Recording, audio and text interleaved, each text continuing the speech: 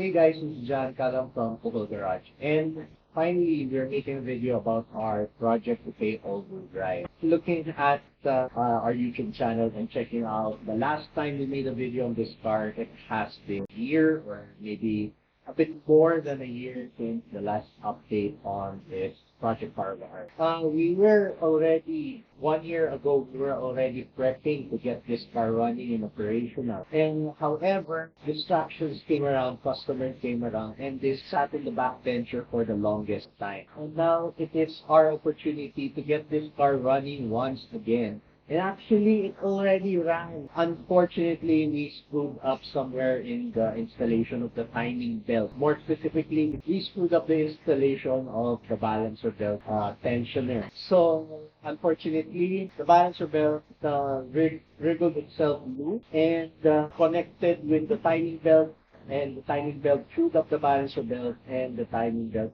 split. So apparently the 4G63 or the G4GT or whatever engine you call this one, it is an interpret valve system. So when you break a timing belt, it's automatic that you will have the pistons contact the valve. And that's kind of what happened, I guess. I was already driving the car, was already just reversing it back onto the lifter just to continue working on other aspects of it. Then suddenly the engine just beeped and it won't start anymore. So unfortunately we did discover that the timing belt was already torn. That was probably a week ago, and now it's up in the lifter waiting for all the parts to come. Some parts have already arrived. So thankfully the part that we kind of needed arrived, and I'll show you what some of those parts are. And so the current status of the car, it's still up here in the lifter. Nothing yet is still happening until we get the cylinder head back from the machine shop. The machine shop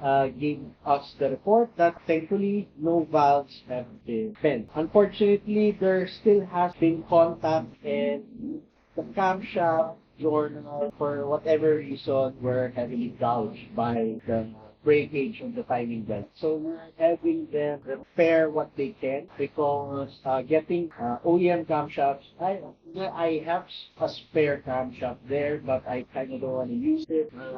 And if that be the case that we have to replace the OEM camshaft, might as well upgrade to better, higher duration, more motorsport-oriented camshaft. I was looking at some HKS1 from Japan, and then looking also at some options from Malaysia, US, New Zealand. But if the machine shop can just repair what was broken, then we'll just let them do that, and we'll just use the stock parts and go for the upgrade later, because budget is tight.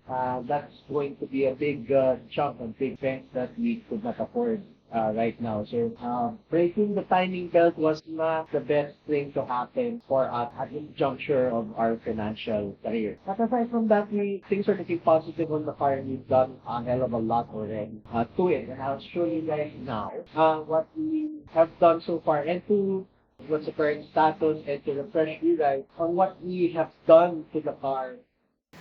Okay guys, let's start from the rear. Okay, people have been asking me when I tell them about our project, all-wheel drive coupe, how did we put a rear suspension on the back of this thing to make it four-wheel drive. So again, to reiterate guys, this is a Subaru rear suspension assembly, but we reworked the use of a Mitsubishi RVR, Chariot, whatever rear differential. So we were able to find the right a Mitsubishi differential with the right gear ratio, differential ratio. This is a 33.07. So this is correct for the transfer case and everything to match on the front end. So to adapt the Subaru stuff to the Mitsubishi stuff, we had to weld the axles together. So it's a bit of a boogery weld. What choice do we have? But we think this will hold to whatever it is that we need it to accomplish as far as power holding is concerned. And you could see here that, yeah, unfortunately we are running drum brakes, but it's not really unfortunate, because it's kind of good, because the parking brake on this thing is stronger than if it would be if it were a cable type handbrake operating calipers like the OEM setup. So this is the Subaru braking system. We freshly replaced the wheel cylinder, so this is gonna be in tip-top shape. If you notice, we also have some PCD converters courtesy of Kuhol Sport Performance. These are custom pieces we had custom made for us to convert the 5x100 volt pattern the Subaru to 5x114, matching the front Mitsubishi brakes. Yeah, this is a JDM exhaust. This is a sheepdog muffler, 3-inch inlet. The complete piping is 3 inches, as you can see over here. It's not 100% all stainless because we were just repurposing whatever pipe that we have. Okay, but this is 3 inches. And you can see the differential and the propeller.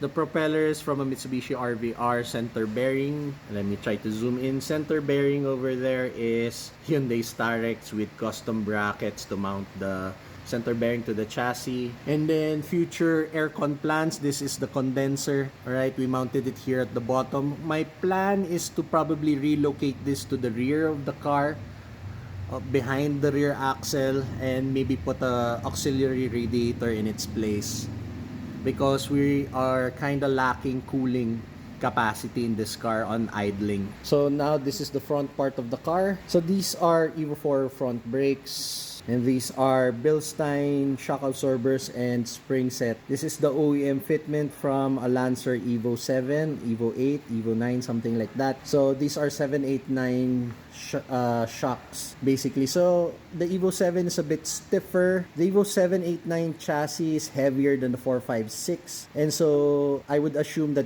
these struts would be stiffer than what you would get from an Evo 4. So I'm very happy that we were able to upgrade this somewhat. Unfortunately also, we have welded the front axles, also shortened them accordingly. Also here, non-standard position of the battery. The battery is here, running a Yuasa battery right now. So I don't know how long this will last because this car has been sitting for a long time and the battery was very discharged, but currently it's okay. Yeah, you can see the exhaust, 3-inch. Then we wrap the bottom part with exhaust wrapping just to make sure that it does not make things any hotter than needs to be. And then this is a non-standard routing of our charge piping. We routed it underneath the front subframe. So this non-standard, the advantage of this one, it's a shorter route from the turbo outlet to the intercooler to the throttle body. So boost threshold should be very short, or turbo lag should be very less. This is very susceptible to scraping. Alright, the bumper is a yay height and this was lower than the bumper. So we are going to fabricate something to protect this charge piping as we get this car running. And one thing this car lacks also, it does not have a front tow hook, so we're going to put a front tow hook somewhere in the front.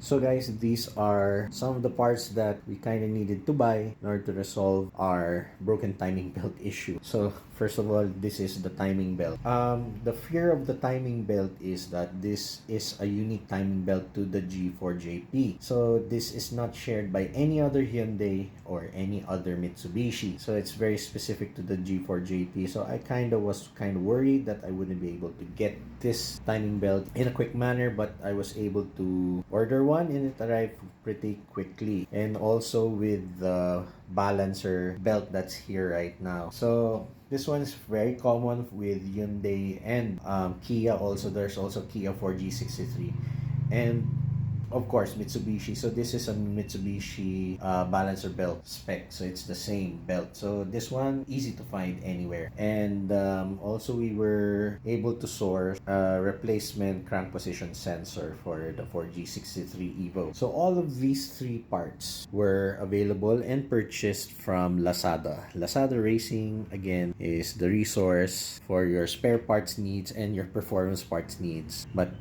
quality wise, we don't know. These are obviously, this is a cheap balancer belt, this brand, but this is a local supplier. But these two are of course from our great yellow country neighbor up north. Okay, I'm not obviously not sponsored by Lazada, but I kind of use them many times to buy the parts that I need.